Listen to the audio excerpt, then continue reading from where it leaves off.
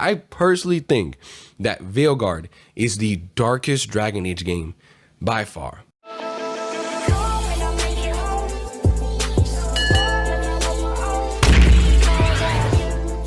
Yo, what's good? It's Mr. I know it's been a few weeks since I posted a video, but my first playthrough of Dragon Age Veilguard took a while to get through because this month has just been crazy busy for me, y'all. I just started up a new competitive adult co-ed volleyball league. I got school, work, and more. Like most nights this month, I had like an hour or two to play the game at best, with the occasional night that I was able to just play for hours on end, right? But I did end up finishing that first playthrough. I did really enjoy it, and I am gonna have a review posted soon giving my overall thoughts, because while I do think that Dragon Age Veilguard is a great game, there are both, pros and cons to the experience that I want to discuss, highlighting what it does extremely well, but also making sure to point out that it isn't a perfect game by bringing attention to its flaws, so that way hopefully they don't appear in future Dragon Age games. Before that review though, as you can see by the title of this video, the thumbnail and everything, there's something that I felt warranted a more urgent discussion, if you will, and it's how I've seen a few videos and plenty of comments online already talking about how Veilguard isn't dark or gritty and plays it safe in those aspects, which after finishing the game, I find to be just an insane take. I personally think that Veilguard is the darkest Dragon Age game by far. And after playing the other 3 games in the series very close to Veilguard's release, I'm talking like September of this year, I kind of feel like people might be tripping for thinking otherwise. Now, to be clear, as I've had this confusion before, I'm not arguing that you cannot dislike the game or that the game is perfect or anything like that, but I intend to, throughout the duration of this video, to showcase several examples of just how dark Veilguard is, not only in terms of events, but also themes and how those events back up those themes and ties into the overall darkness of its plot, in order to illustrate why I think Dragon Age Veilguard is the darkest game in the series. With that being said, obviously massive spoiler warning, as I'm going to be referencing several plot points of the game, big and small, main quest and side quest, so proceed at your own risk. And as you can probably already tell, this video is going to be a long one. This is going to be a long video. So refer to the chapters and the timestamps for sections if you like, as I kind of segmented this discussion a bit all over the place, but it made sense in my head for me to do it in this order, like this. So, hey, it is what it is, right? So to kick things off, I think it makes sense to define, for the purpose of this video, what do I mean by dark? Specifically, what do I mean that a video game is dark, either in terms of its events, theme, or both? Well, there's of course a dictionary definition of just the base word of dark, but specifically when searching for the definition of dark media, fiction, or literature, you're gonna come across several different definitions, but this is the one that I found, which I think fits best for talking about video games, RPGs, and specifically the Dragon Age series. And it's as such: dark fiction is fiction that contains dark elements. It deals with pain and death. Sometimes it elicits fear, other times it evokes despair. Dark fiction takes an unflinching look at things that make us uncomfortable and doesn't sugarcoat them. Now, I think that's a definition most of us can be happy with for this discussion, even those that are detractors of non-Origins Dragon Age games. And gritty is also gonna kind of just be interchangeable when talking about this. I feel like dark, gritty, grimy, all those words, they all kind of mean the same thing in the context of this discussion. I understand that some people will point to how, yes, Veilguard does have a bit of campy writing. Not every bit of dialogue lands. I would say personally, like 10 to 15% of the dialogue / writing is kind of like flat or just misses the mark in the impact it's trying to have for that given moment. But that's not atypical of Dragon Age games. Like Origins has so much campy humor. Alistair and Ogren, one of them, yeah, so often they just can't be serious for the life of themselves, even in serious moments. Also, that game is a bit older, so the voice acting in general doesn't always land either. I mean, come on, they literally referred to the sickness/death caused by the blighted blood as the taint. Let's be real here. All right, so this first section is going to be mostly talking about the darkness you can find in the early game, but this first bit within this section, I am going to kind of sidetrack. So the first thing that I want to point out for just how dark Veilguard is when compared to the other games in the series is how it is the first Dragon Age game in which you cannot keep all of your companions alive, no matter what you do or how perfect of a run you have choice-wise. At least one companion is always going to end up dead, that being either Harding or Davern and Asan.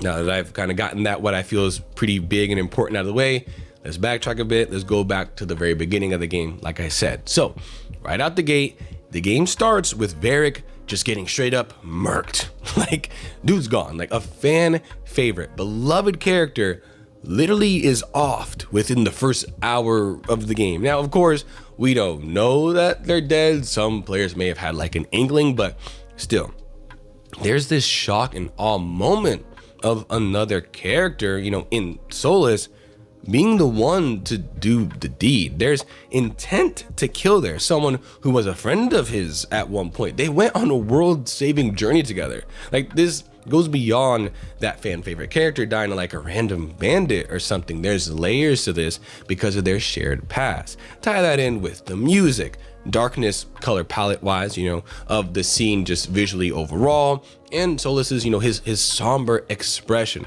upon realizing what he's just done.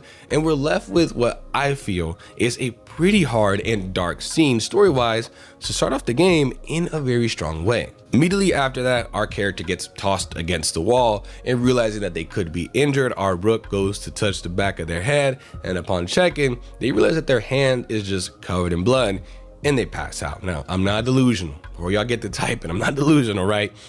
This isn't the biggest thing in the world to point to as far as an example for a piece of media being dark and or gritty. There's some blood on the hand, like I realize that, right? But I just use it to point out that I think BioWare was very intentional with this scene, because Inquisition's supposed lack of darkness and grit was a common complaint for that game. And while I do think that Inquisition is just fine in those aspects, like that complaint doesn't hold much weight to me, and I've already made a video partially debunking such, I'll admit that, yeah, there was a surprising lack of blood in that game. So I think them BioWare showing us our rook getting injured and showing, you know, so much blood in that way is kind of an early proclamation that, hang on, this game is gonna be different than the last one. And I think that throughout the course of the game, we do get to see as such, but you'll see more of what I'm talking about throughout this video.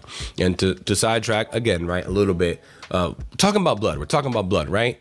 This game, Veilguard, is the most brutal in terms of combat, like visually, easily. Like easily, it's like it's not a contest. And by that, I mean in no other Dragon Age game do you see like blood in combat like you do here in Veilguard. I'm talking enemies, they just explode, like explosions of red, explosions of blood if you finish them off with certain attacks and abilities. And I mean, it makes sense. You might say, oh, well, it's just like, you know, standard fantasy combat, they shouldn't be exploding. But like, no, some of these abilities, like I'm lunging into a character with these electric daggers and like tearing a rip in space magically, right?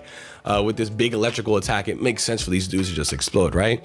I know there's the counter of, well, Origins. In that game, your character can be covered in blood after or during combat, right?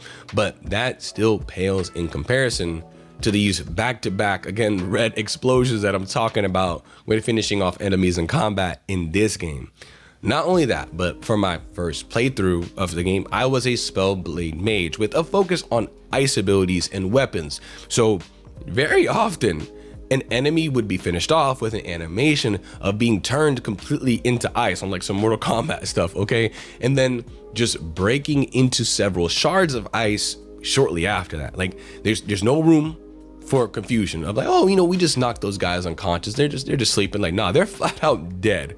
And sometimes it'd be a particularly brutal combo of being frozen solid, breaking into those shards, and that bloody explosion for a single enemy's death.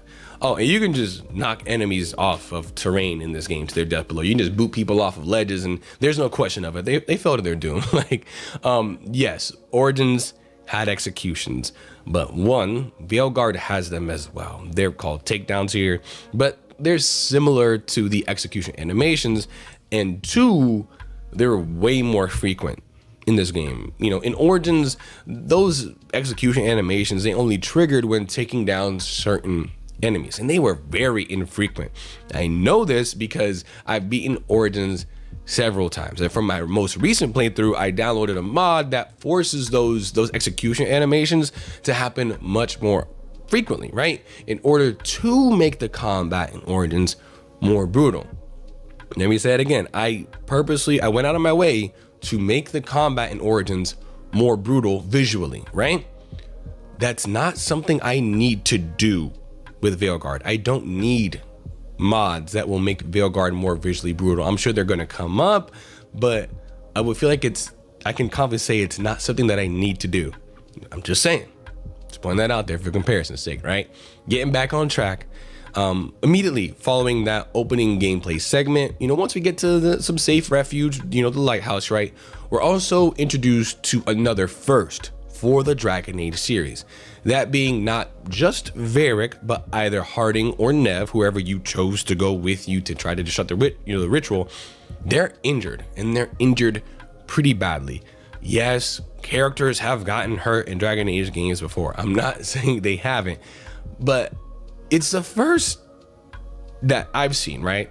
Or first time I'm pretty sure that they've shown it to this extent. At least I believe so. Y'all can feel free to correct me if I'm wrong, but I'm almost positive it's the first time that we're seeing bruises and damage and scrapes and cuts and, you know, stuff like that on a companion specifically to this extent. You know, they got the bloodshot eye and like everything, and it lasts for hours of your playthrough. Like, you don't just go to the next quest and like bingo bango, like, oh, they're all better, like it only lasted for a little bit.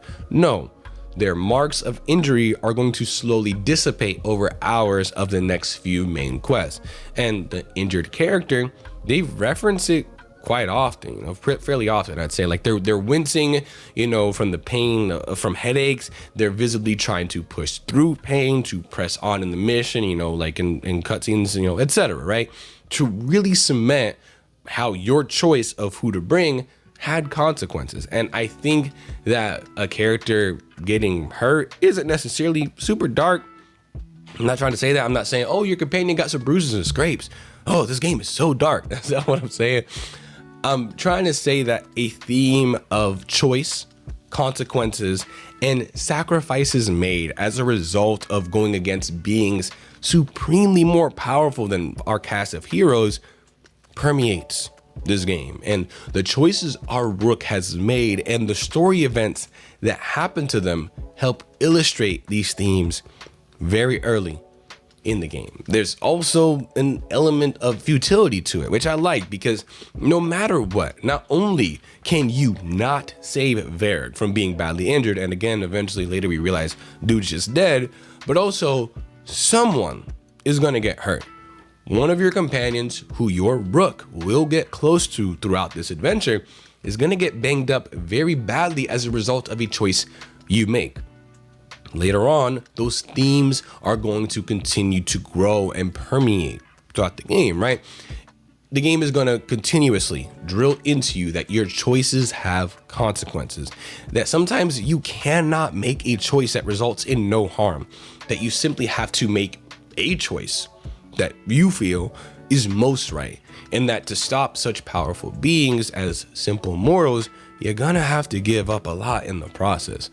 I'll also reiterate that at best throughout this entire adventure, you can only make sure that one of your companions dies. Like, you can't have it so that all of your companions, everyone makes it through this, you know. So I do think having Harding or Davern and Asan perish, I think that still hits pretty hard, even though it's the one death, right, for your companions at best, right? I still think that hits pretty hard. Harding is a fan favorite character from Inquisition, and in this game the character is incredibly likable. For me personally, way more likable than they were in Inquisition, you know, with her story being really enjoyable as a companion, as is Davern and Asan, you know, their journey to achieve their Turlum, their unity as Warden and Griffin fighting side by side. Plus Asan is just adorable, like he's the cutest thing ever. So losing either of them is tough. I feel like if you lose Harding, the entire dwarf race loses a massive connection to their past. I don't think it's dramatic to say that Harding very well will lead the dwarves into a new age as they rediscover their connection to the stone and their magic, right? And how tragic is it to lose Davern after he's just achieved such a strong connection to Asan, and to lose Asan, that baby Griffin, or well, let's say adolescent Griffin, right after he secured a future for the rest of the Griffins. Also across, you know, your allies, not your companions, but just allies you build up in the game and side characters, there's a lot of death by the time the end of the game, you know, gets here, just like there was in Origins. But let's continue. For the next example, we're still very early on in the game, but after you recruit Bellara and get this gem that houses the archive, you have to go to Demeda's Crossing to figure out what's going on in the village, as veil jumpers that were sent there, they haven't been heard from in a while. Yo, at this point, I didn't want to hear anything in terms of complaints about this game not being dark. This was the most brutal thing I think we've seen happen to a settlement of people in the Dragon Age series. I'm not saying it's the most brutal thing to happen overall. Obviously, there's things like the opening war cutscene at Ostagar, which is very brutal and bloody. But in terms of just like the most brutal thing to happen to like a settlement, that being a village or city or whatever, I think that this takes it easily, right? We arrive to the small village and it's just covered in blight. There's corpses mangled and twisted by the blight all over the place. There's blood everywhere. What might be potentially the largest amount of blood seen at once during a sequence in Dragon Age, save for another event that I'm going to reference later in this very game, right? We see that the villagers, they're just in this zombified state. They are not there, they're not there. They have this black blight goo stuff throughout their faces. It's in their veins.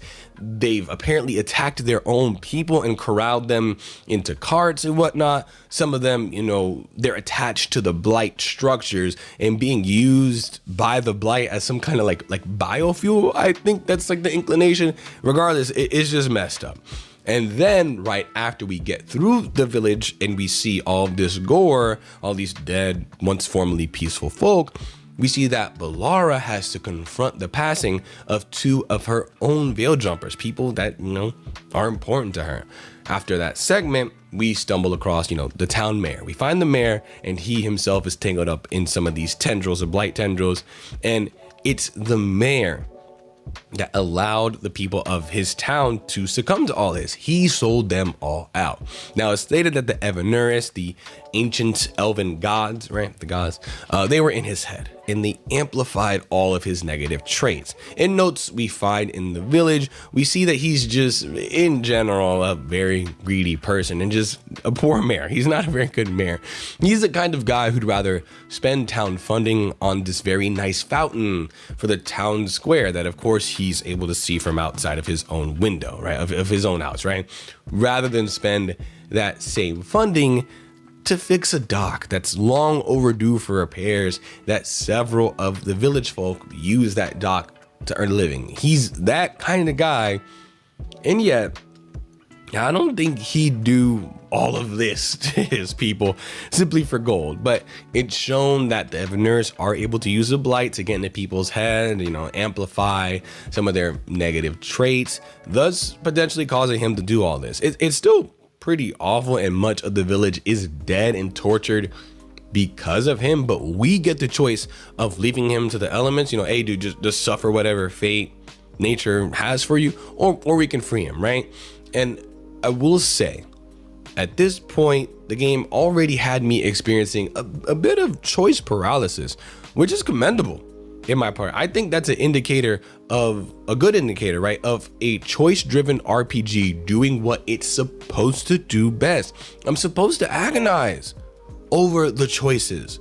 I'm supposed to kind of like have that uncertainty and kind of mull over them. And while at first it seems like a simple choice, right? I get it. It's not a big deal. Do we let this kind of awful dude rot or what? You know, like it's not the craziest choice in the world, but some choices I already made resulted in companions really getting hurt. So I had to sit there and really think about what the right choice was here, because while on the surface it was a simple choice, I'm like, okay, why are they giving me this choice? This seems pretty easy. This dude's awful. Like, yeah, let him rot. Let him feed him to the wolves. You know what I'm saying? This seems like an easy choice, but I was like, why are they giving me this choice? So I'm kind of scared. I feel like this is going to have a bigger impact than I initially think it will. So they did a really great job at instilling that choice paralysis. So kudos to BioWare for that, for sure. But okay, right? At this point, with everything that I've explained so far, I'm not done yet, but just with everything I've explained so far, if all of these happenings, elements, and plot themes that I've described so far are not dark, then what are they? That village, the Meadows Crossing, is messed up. Very early on, like, so there's some messed up stuff. If it's not dark, then what is it? Bad attempts at being dark or something?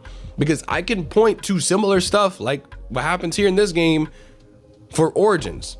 It's similar events across both games. So like, what about it isn't dark? And don't worry, like I said, I'm not even close to being done yet. There's so much crazy stuff that happens later on in the game as well, and so much more reinforcing of those themes of loss, regret, consequences of choices, and sacrifice. But just for now, with what I've gone over, how is this not dark? I'll okay, maybe you may say, oh, it doesn't mean the entire game is dark. Well, I'm not talking about that, because it's the beginning of the game. Just the stuff that's currently happened, how is it not dark? I understand that many people were they were dead set on going into this game and not liking it. They were determined to just not give this game a chance at all. And such a preconceived stance, understandably, is gonna cloud one's judgment. I understand that. A lot of people were being grumpy. Let's just call it what it is. They're being grumpy curmudgeons and just mad, unwilling to accept any change in this series, which is hilarious for Dragon Age, a series that has changed so much throughout all of its games. Like, Dragon Age has not been what Origins was for over like 15 years. It's time to move on and let it go. I'm sorry, you've got to let it go. Nevertheless, I stand by this being the darkest Dragon Age game ever. Again, this is all within like the first hour of a playthrough at this point. Even separate from all of these moments, the game doesn't shy away from using like corpses and blood for environmental storytelling, such as when you go to the ossuary to represent rescue Lucanus, for example. There's bloody, lifeless Venatori all over the place. For Origins, I like I said, we're like an hour in at this point with what I've described. So for Origins being an hour into that game, my voice cracked. I would have just been finishing up the Circle of Magi Origin. And by that point, I think, all right, so I would have been confronted with the dangers of possession and harrowing. I would have, the systems of how Templars and mages work, I would have been taught about that. And we would have got to see Jowen use some blood magic. Like, cool, definitely some dark stuff. But I think what we've seen up to this point in Veilguard does surpass that, only because Origins had the burden of world building, setting up some world lore and stuff like that. So that game couldn't go this far just yet, right? And also, I say that as someone, who's, again, recently completed all 3 games before Veilguard. So it's not like it's been a while since I've went back to these games. I believe I restarted my umpteenth playthrough of Origins towards like the beginning of September. So this is all very recent stuff for me, and I feel like I can say all this confidently. All right, taking a quick detour from listing examples of this game's darkness and grit, I'm just gonna say this next bit as bluntly as I can for those that are stupid enough to think otherwise. The inclusion of options surrounding pronouns, the ability to play a transgender character, and all of the romance options being pansexual in no way, shape, or form contributes to this game being less dark. To think otherwise is just outright dumb. One, because two things can be true and exist at once. You know what I'm saying? The game can be both dark and have inclusive aspects to it. And two, again, these are options, yo. That you in no way, shape, or form have to indulge in any of this stuff for your playthroughs. The argument about Tosh and their storyline in which, you know, they come to understand that, hey, I'm non-binary. Like Tosh comes to understand that they're non-binary, you know, contributing like that whole storyline. That doesn't contribute to the game being less dark. That whole argument doesn't hold up to me, you know, like, oh, well, I don't want to have to interact with a non-binary companion. Like, that's weird for me, which is stupid. But hey, you know, then don't. It's optional, yo. It's optional. Oh, well, if you want the best ending, you have to interact with everybody. The same, just like in Dragon Age Origins, that was true of that game too. I did not like Oghren as a character. I didn't like the dwarf, all right? I never interacted with him outside of bringing him into my party because, you know, it was optional. Completing his quests were optional. I did do so once. I did have a playthrough where I did kind of converse with him, do all his quests and stuff like that, just because I wanted the full Origins experience during one of my playthroughs. But after that, I never interacted with the dude again. The character is honestly quite silly and just problematic, and not for me personally, but I won't argue that he takes away from Origins' darkness because of his silliness, because you can just ignore the dude entirely, even after you accept him into your party. Speaking of Origins, Zevran is also in the game, and the dude is openly gay. Like, not just that, he's gonna outright hit on you unprovoked, whether you don't swing that way or not. So does his inclusion make Origins less dark? If it doesn't, then the same shouldn't apply to Tosh. That was a funny way of saying. Anyways, right? These are simply aspects and story elements that allow a more diverse group of people to play the kind of character that they want and experience a story that they can more relate to. This in no way impacts anyone. Like, I was able to successfully play a self-insert. I typically play self-insert type characters. I was able to play with no issues a self-insert cis straight male throughout the whole game. Again, I had no issues with doing such. Although I will admit that for as many options as they added in order to be inclusive, I don't think they went far enough for character creation specifically. Like top scars, the ability to, you know, play a trans character and to pick your own pronouns, all that stuff is great. But the character creator was kind of limited in terms of the kind of body you could give your character. Like, what I mean by that is creating a very busty and curvaceous woman, for example, it just isn't possible for those that either simply want to play one, or for people that happen to be a busty, curvaceous woman themselves and they too want to self-insert. It's a complaint that I have of Baldur's Gate 3 as well, though. That's my favorite game, what I consider the best RPG of all time, and it only has like 4 body types, I believe. So it's not like Veilguard is the only, you know, great choice-driven RPG without drastic body sliders. You know, I say all of this to say none of it affects the game's darkness. Like, I swear, people will cry, like whine about wokeness, which is very sensitive of someone to do, by the way, just pointing that out. Saying things like go woke, go broke, in the same year that Arcane has concluded cementing itself as one of the best animated series of all time this far. It's insanely popular. Like, in what world is that series going broke? Baldur's Gate 3, by the same dumb definition, is woke as hell, but it shattered records for CRPGs and is lauded by RPG fans far and wide. Its praises are just sung from the mountaintops, with many of the people that are singing such praise are the same kind of people to complain about wokeness in this game. So it doesn't check out mentally, right? Metaphor ReFantasio got showered in praise this year, and it features a heavily political plot as well as themes. Like, I'm sorry that the companions in Veilguard very often, resolve their issues like normal adults using healthy communication skills, but that doesn't make the game not dark. The group of companions you had, specifically in Dragon Age 2 and kind of in Origins, they were just dysfunctional and didn't outright get along often. But in Inquisition and here in Veilguard, the group is a bit more tight-knit. That's all. They can still bump heads pretty often, but they just happen to get along a bit better.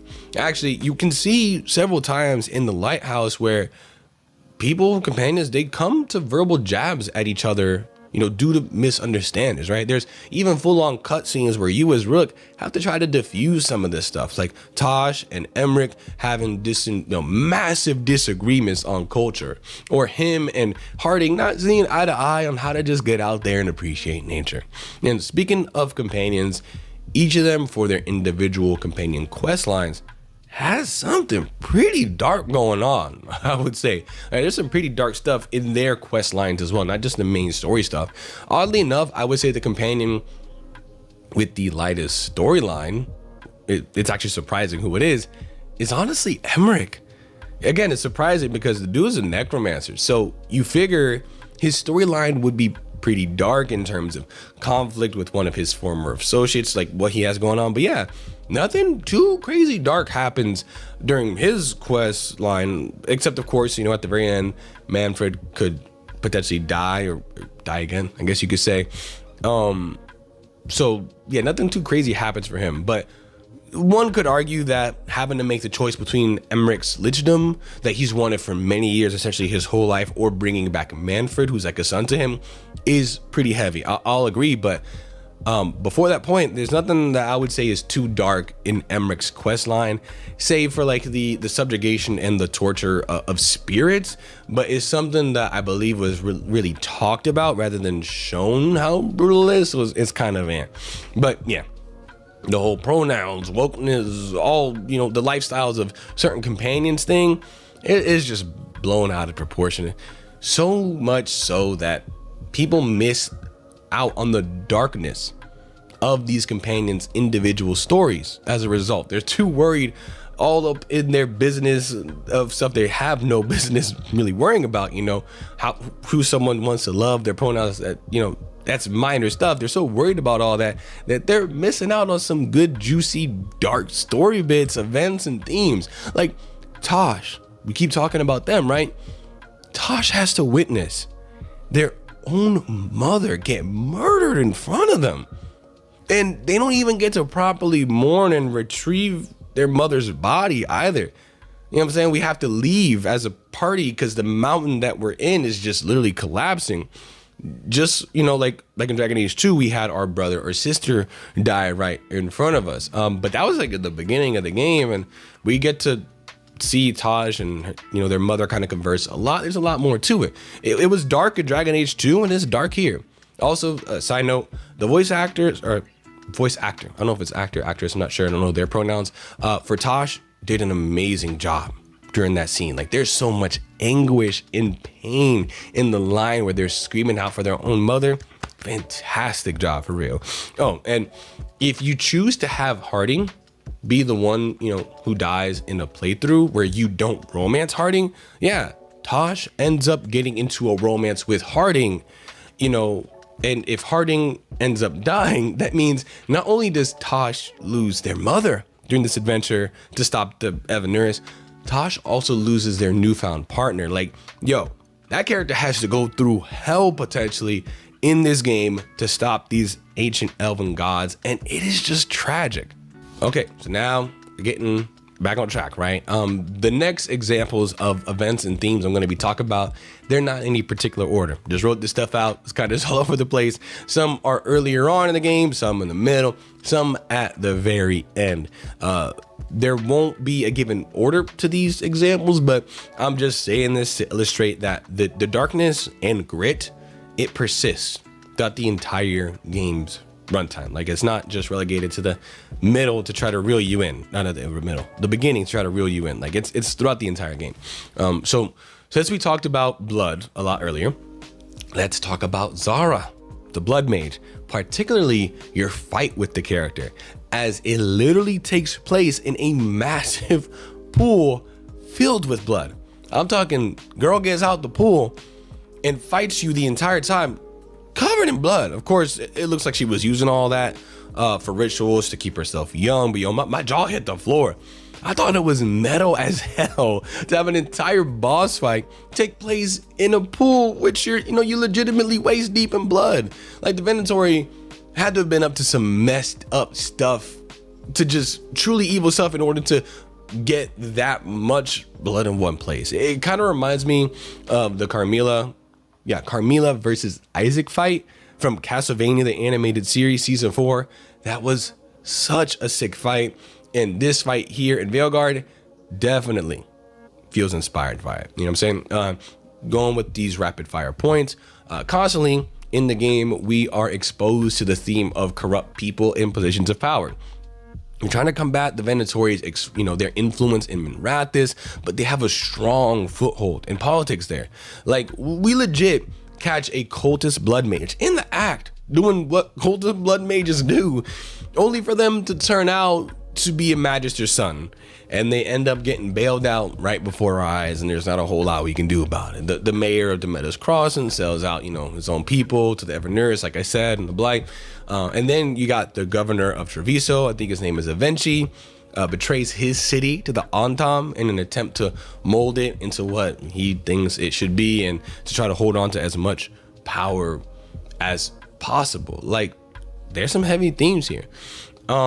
Now, after listening off some of these examples and themes, I would agree. I'm not going to just go to bat only for Veilguard here. I'm going to try to be fair as I can. I would agree that, you do miss out on some body horror-esque stuff in Veilguard, like when compared to Origins. Origins has the Brood Mothers and Desire Demons going for it, some stuff like that. I'll give the game that point when compared to Veilguard, but lots of Gillenan's creations in this game are very fleshy and grotesque. Maybe not on the same level, but they are. They're covered in gross lumps and pustules, and the blight in general in this game is very tendril-like and just unsettling. The way that those tentacles wrap around people to take over or kill them, it's all pretty nasty stuff.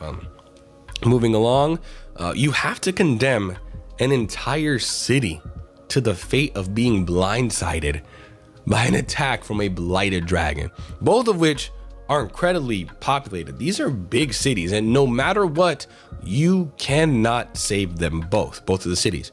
It's not a surface level choice either. Regardless of which you pick, at least one companion is gonna be upset at you because of it. Because of whatever choice you make, you will physically see the effects of how much worse off that city is as a result of you not being there to help defend it from that point on in your playthrough, right? And while you can work to make things better in whichever city that you let defend for themselves after the fact, there is no true fixing things during your playthrough. At least the attack causes massive damage either physically to the city and or socio-politically, right? And even if you complete all the side quests there and help as many people as you can, it's gonna take years for either Treviso or Docktown to fully recover. It is very real, raw, and gritty in those regards. My playthrough, I wanted to save Treviso because I'm like, okay, Antiva doesn't have a standing military. Like, it would make sense for me to go save Treviso, but I played a Shadow Dragon during my first playthrough, so I just like, I couldn't wrap my head around not going to Minrathous to help it. So I did go back to, not Minrathous, to Docktown to help them. So I did leave Treviso to its fate, and man, the place gets messed up as a result, right? More stuff. Harding's newfound Titan magic, it splinters, right? And it manifests as like a duplicate entity or psyche. Essentially, her rage just absolutely manifests itself. And learning, what the elven gods did to the Titans, which, her people come from, all that grows into its own subconscious far off away in the mountains of northern Thedas, and that thing begins abducting and setting traps for other dwarves. Like, it's a heavy moment of realization to see just how much rage she has in her heart upon uncovering the truth about her people's origin, the Titans' fate and the truth of what the blight is. And you can either walk her through letting go of that anger for a more serene future, or talk her into harnessing that anger so that way she can use it as fuel and power for forcing the future she wants for herself and her people. Next up, similar to only being able to save one companion at best, no matter what you do, another companion, one of your mages, either Belara or Nev, will be captured by the Evanuris, by Elgarnon, and used as a literal living battery to power and manipulate the blight, succumbing to the same torture that the people of the Midas Crossing did, where they essentially come insanely close to losing themselves and have that similar black veined appearance, voices in their head, and just overall they're not having a good time. They're not having a good time. Okay. Keep going. There's a scene where you can pay respects, for those that you've lost in the final battle thus far. And while the people you find underneath, the sheets, they aren't your companions. They aren't like people I think that you've maybe like interacted with voice wise, at least in my playthrough, because I had all of my allies at max strength, their organizations. So it may be different if you don't do that. You don't know these people, but it's just there to help drive home that even if you don't know them all, unbeknownst to you, so much loss of life, so much sacrifice was required to put a stop to the Evanuris, regardless of the choices that you make.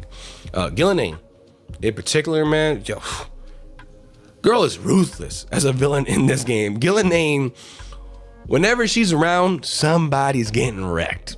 Okay, somebody's getting messed up. Like, she was going for a kill streak or something throughout this game.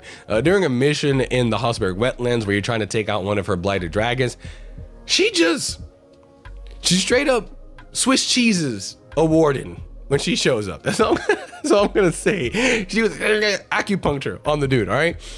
She also takes out the first warden in the middle of his redemption arc, or at least seemingly does so. The fate that he actually ends up having is worse than death. And she's the one that takes out one of our companions, either Harding or Davern and Hassan. Like, she is a constant source of evil acts in the game, and it's shown, not just told, unlike Corypheus back in Inquisition.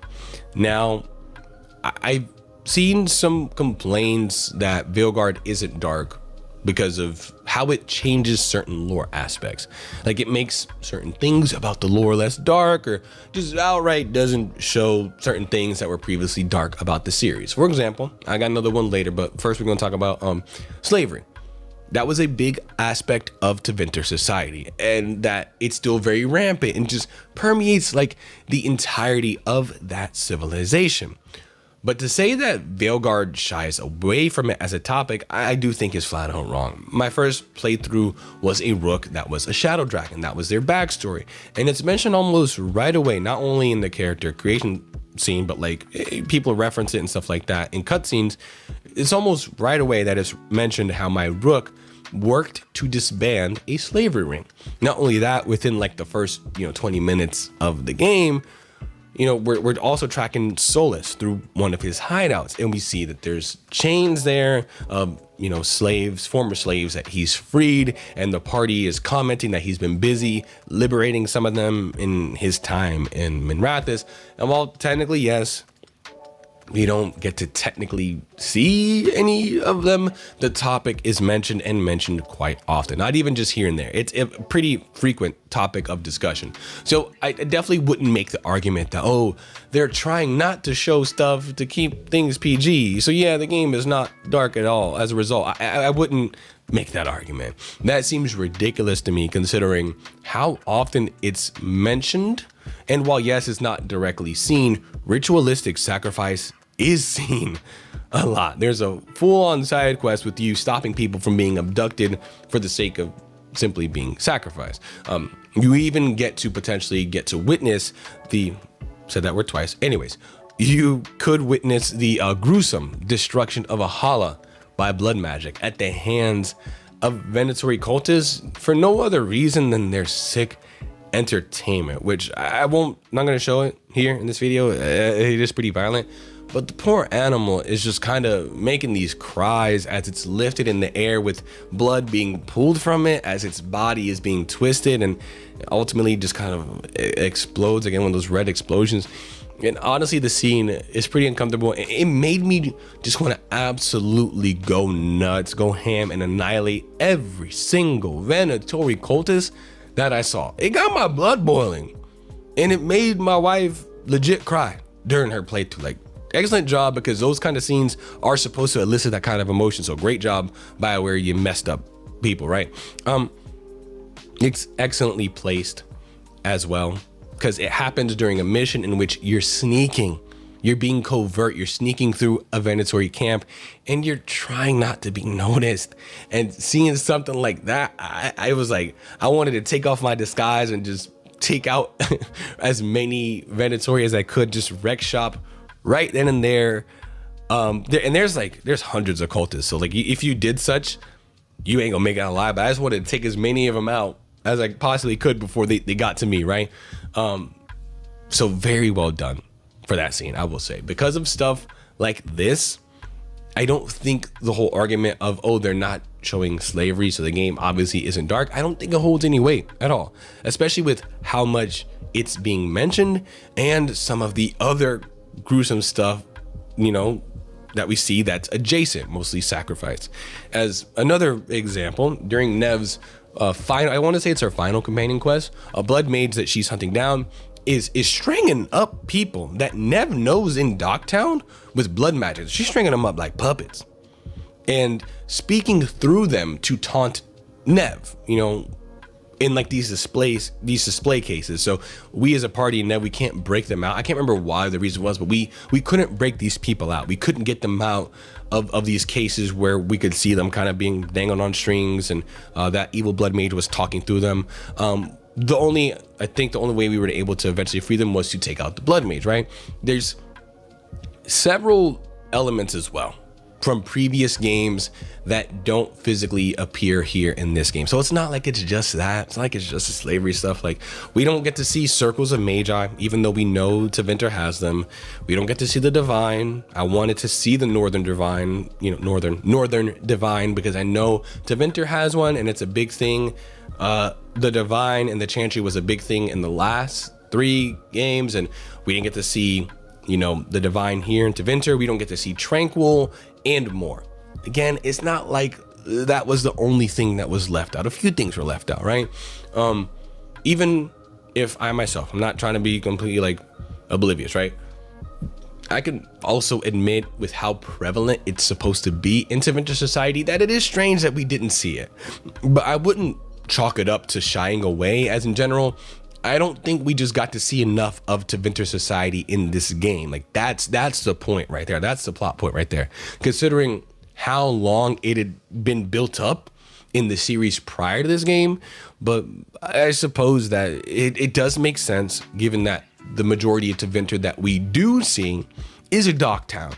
And like, everyone's there, everyone in Docktown's dirt poor, okay? So no one can really afford to buy a whole other person, all right? Everyone's there, they're all pretty poor, so it makes some sense. I do wish we got to explore more of the Tevinter Imperium and more of Minrathous in general, right? Like, there's that floating structure in the city. I can't remember if it's the Magisterium or the Circle, maybe it's both, but I do think that we explored it at the end of the game, you know, the last segment when the city's blighted. But man, I wish we could have explored it while the city is just like in a normal state, you know, bustling with everyday life. Like I said, they've been hyping that aspect, that Tevinter society for so long, man. Like I wanted to see it. So not seeing certain aspects of Tevinter society, I think it ties in with that issue specifically. And it is a con that I do also plan to bring up in my review, right? That I do plan to bring up in my review. Also, with regards to them changing lore aspects, some try to point and say that the crows are lauded as good guys now, and like, oh, it isn't dark. They're retcon, they're redoing history, and that also just isn't true. Like the crows have always done awful stuff. Yes, they legit buy young elven children and train them from a young age to be assassins.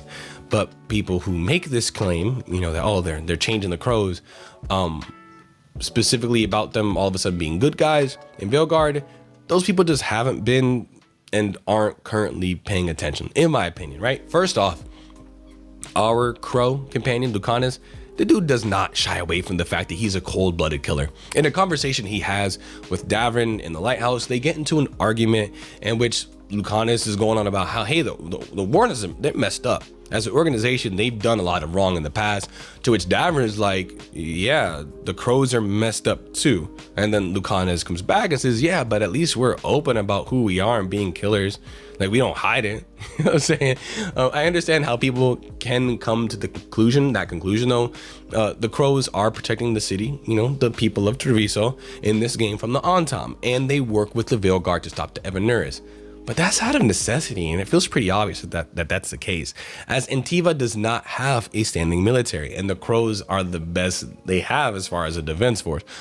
Very dumb on their part, by the way, I have to say, like, to be honest. Like, I get it. Most other nations haven't tried anything against Antiva because they have a lot of trade and valuables to offer the rest of Thedas, plus rulers are scared to incur the wrath of the crows. I get that. But still, like, even a small military would be a good idea, right?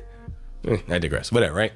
So yeah, the crows aren't necessarily good guys, but their city, where they live as well, is under siege by the Antam and the Venatori at the same time. So they've stepped up to protect the people because there's literally nobody else to do so. And they share a common goal with our Rook as of now, so they're working with us. Because obviously, if the Evanuris succeed, the world's quite literally gonna end, so nobody wants that. So of course the crows, even if they are not a good organization, they're gonna help out.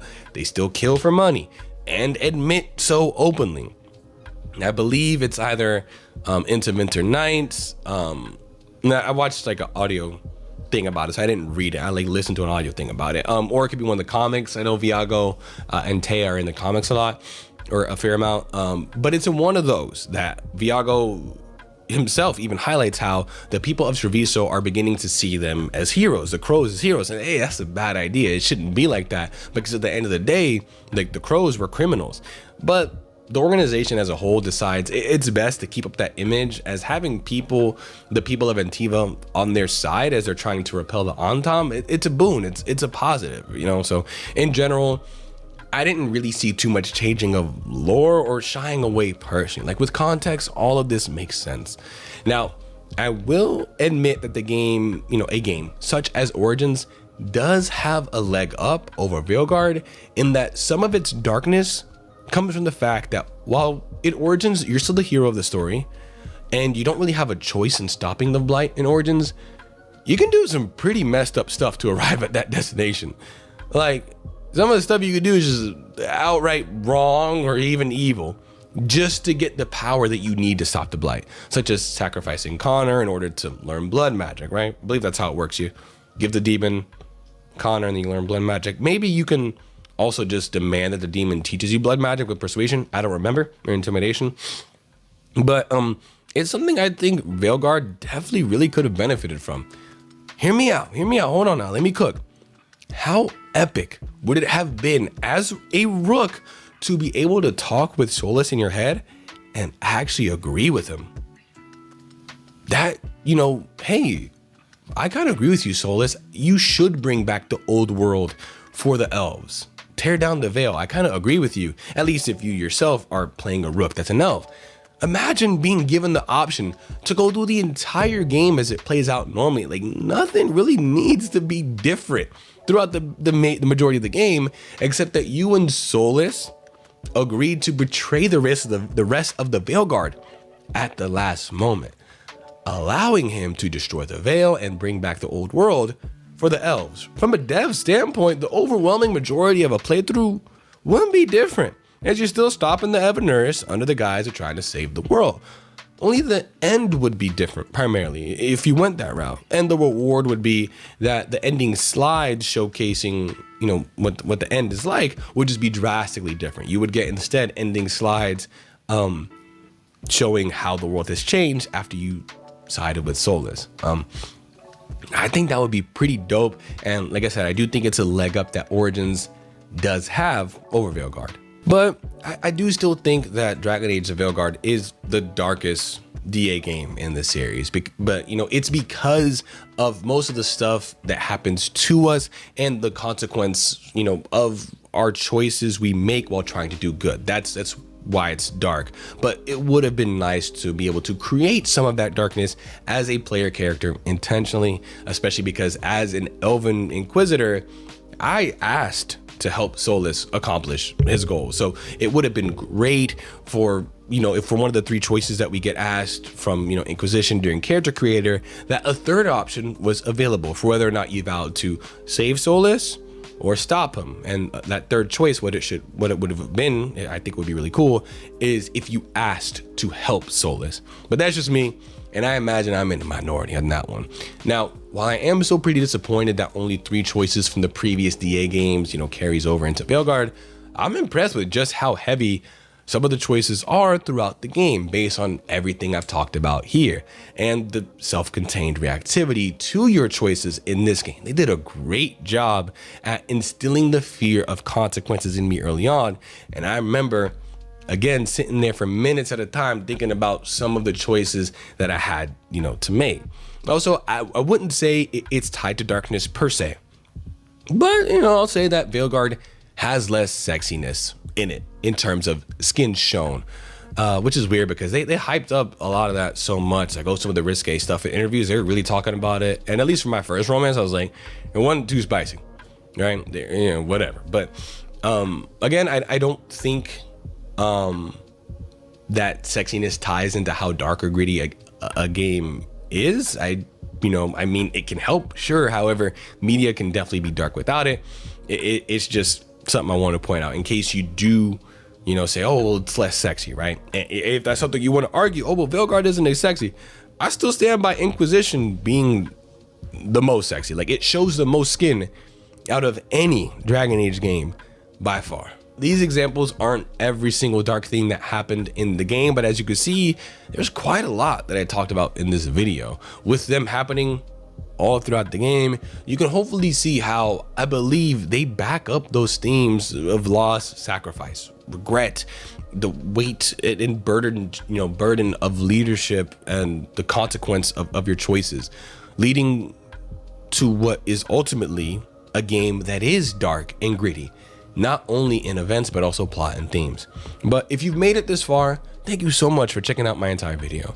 I'm completely open to civil discussion in the comments, and I love exchanging opinions with the DA community as long as it's a respectful exchange. So please feel free to comment below about whether or not you agree with my takes around the Veilguard and it being the darkest Dragon Age game in the series or not. Point to specific examples yourself, so I can see where you're coming from. As always, I appreciate y'all for watching, and I will catch y'all on the next video, which should be a review of Dragon Age: The Veilguard coming shortly. Be easy.